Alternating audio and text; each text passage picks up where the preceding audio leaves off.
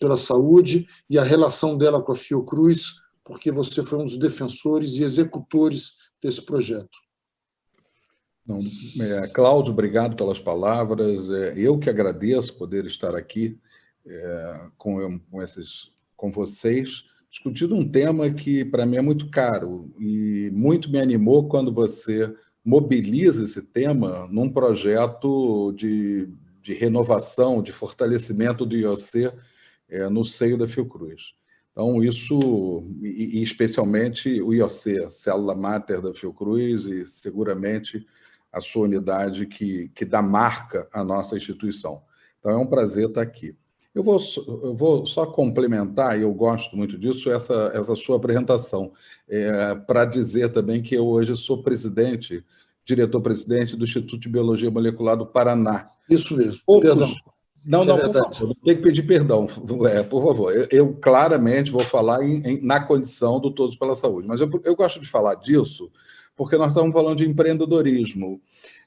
O Instituto de Biologia Molecular do Paraná, ele nasce como um spin-off da Fiocruz, né? Ele é fruto do desenvolvimento de inovação na Fiocruz, no caso, no Instituto Carlos Chagas, no Paraná, junto com outras parcerias, e onde Samuel Goldenberg, onde Marco Krieg, desde aquele primeiro momento, tiveram um papel sem igual. E hoje é uma instituição que eu diria consolidada. E eu tenho muito orgulho de ter sido convidado pela nossa presidente Nízia para dirigir esse instituto. Ele faz parte da governança da Fiocruz, ele é presidido, o seu conselho, pela presidência da Fiocruz, como uma associação sem fins lucrativos. E é um centro de desenvolvimento tecnológico, eu diria, eu reputo bastante importante no nosso sistema.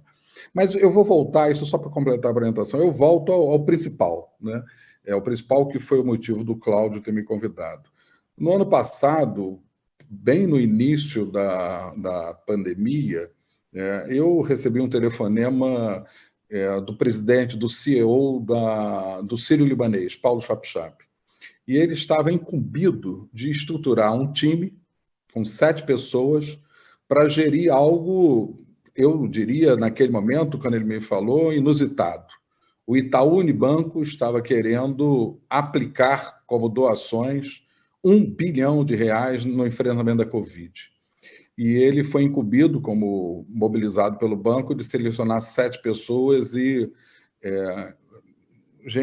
nós nos conhecíamos, mas, sobretudo, ele procurou casar instituições. Me fez um convite pessoal, mas claramente me vendo como um quadro importante na Fiocruz, reconhecido por toda essa trajetória que o Cláudio antecipou. Então, foi montado um time com Paulo Chapchap, CEO do Sírio-Libanês, Sidney Krajek, CEO do Einstein, Drauzio Varela, Gonçalo Vecina Neto, ex-CEO do Sírio-Libanês e primeiro presidente da Anvisa, Maurício Sechin, ex-presidente da Agência Nacional de Saúde Suplementar, Eugênio Vilaça, um grande sanitarista, um dos principais do país, consultor do CONAS. Então, não sei se eu falei os 7, acho que sim. Então, e outra surpresa foi, tivemos uma primeira reunião com a presidência do banco, vocês têm autonomia para aplicar R$1 bilhão. Então, isso foi feito, eu não preciso discorrer sobre o dia a dia. Nós, por sermos eles, né, todos médicos atuantes, nós tínhamos reunião todo dia às 7 horas da manhã, no sentido de articular um planejamento inicialmente e depois da aplicação desses recursos. Estruturamos um plano de trabalho e tivemos plena autonomia na operação, que teve muito impacto tanto no campo da atenção hospitalar, estruturamos gabinetes de crise em mais de 50 hospitais no Brasil, temos suporte a fornecimento de equipamentos, naquela época bastante escassos, ventiladores, monitores, equipamentos de proteção individual, o número de máscaras que nós distribuímos foi importante o papel que a gente teve na mobilização da sociedade, inclusive com propaganda na televisão para efeito do convencimento do uso de máscara. E, no caso específico de um ponto frágil naquele momento, da testagem, estruturamos uma máquina extremamente importante, que hoje está de pé, de testagem no Brasil. Optou-se por construir algo que não existia no Brasil, 2 enormes centrais de testagem, e elas foram, por parceria, implantadas na Fiocruz. Uma no Rio de Janeiro e outra no Ceará, uma com capacidade de 15 mil testes dia, outra com capacidade de 10 mil testes dia, além de prover toda uma estruturação de gestão da cadeia de testagem, que não é simples. Acho que nós que atuamos nesse campo, sabemos o que significa da ponta ao processamento, transporte, Brasil afora, realizar algo que hoje a Fiocruz faz, tem um papel, algo como mais de 30 mil testes dia, 40, às vezes já alcançamos 45 mil testes dia. O Otávio teve condição de conhecer a central de testagem que nós instalamos no IBMP em Curitiba, que é uma outra central também mobilizada nesse sistema da Fiocruz. Isso significou, e eu quero dar destaque a isso, uma lógica de parceria com doação, né? Então, a Fiocruz, para a informação de todos, durante a Covid, teve uma capacidade de captação que ultrapassou 500 milhões de reais. E as maiores doações foram doações dessa iniciativa, da qual tenho muito orgulho de ter participado. Eu vou falar ainda do que estamos fazendo hoje. Para completar, essa iniciativa teve o papel de acelerar a implantação da nossa planta de produção de Covid. Fez tanto uma doação importante, essa iniciativa para a Fiocruz chegou a doar algo próximo de 300 milhões, entre centrais, maquinário e várias outras coisas, contribuiu em menor escala para a implantação do Hospital do INE e contribuiu para a implantação da nova planta de Biomanguins para a produção da Covid, tanto com recurso financeiro como capacidade de processo, gestão do processo de implantação, aumentando a velocidade de implantação da planta. E, finalmente, o Itaú Unibanco, que não atuava no campo da saúde, compreendeu a importância de atuar no campo da saúde, né? Para quem não sabe, o Itaú tem um papel já de décadas no campo da cultura e educação, através da Fundação Itaú Unibanco de Cultura e Educação, e decidiu fincar de vez o pé na saúde. Combinado com a família Moreira Salles, eles fizeram uma doação adicional, e isso alcança essa cifra que o Cláudio falou, próximo de mais 300 milhões, 200 e tantos, para implantar agora um Instituto Todos pela Saúde, da qual eu também fui convidado e sou parte do seu conselho de administração, e a Fiocruz foi convidada e é parte das instituições constituintes desse instituto, juntamente com a USP, com o Sírio-Libanês, com a Einstein, com a Academia Nacional de Medicina e com a Academia Brasileira de Ciência. E, nesse caso, esse instituto tem o papel, está focado em como mitigar, em como criar condições para enfrentar futuras pandemias. Então, é um instituto centrado no campo da genômica, da metagenômica, de tal modo a fortalecer o Sistema Nacional de Vigilância Epidemiológica para o enfrentamento e mitigação de futuras pandemias. E isso é algo que tem tudo a ver com o próprio papel da Fiocruz, e em destaque o papel do IOC, em destaque o papel do Sistema de Laboratórios de IOC nesse campo, né? Eu falo isso por conta do fomento e das perspectivas de parcerias que esse instituto pode ter potencialmente com a Fiocruz, em especial com o IOC, né? O instituto não quer, de modo algum, isso está claríssimo no nosso propósito, substituir nenhum laboratório. Ao contrário, ele quer ser um fomentador, um dinamizador do papel dos laboratórios oficiais e do papel das instituições de ciência e tecnologia no campo da vigilância epidemiológica, com ênfase no papel da genômica no controle de futuras pandemias e na mitigação de pandemias.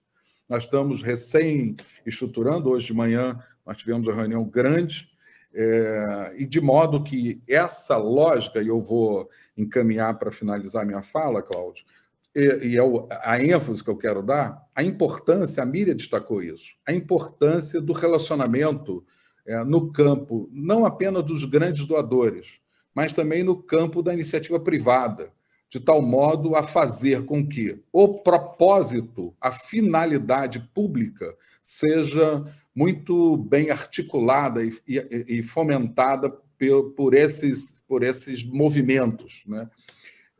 Eu diria que essa experiência que eu tive e tenho agora, ela vai ser continuada de modo estruturado, ela fez a gente descobrir algo que é preciso ser mais explorado.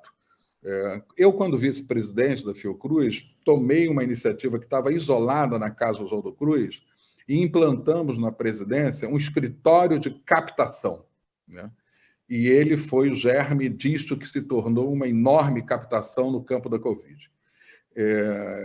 Eu, recente, escrevi um artigo para o Valor Econômico acerca do papel e do que as grandes fortunas, empresas, têm a cumprir no campo da doação em saúde.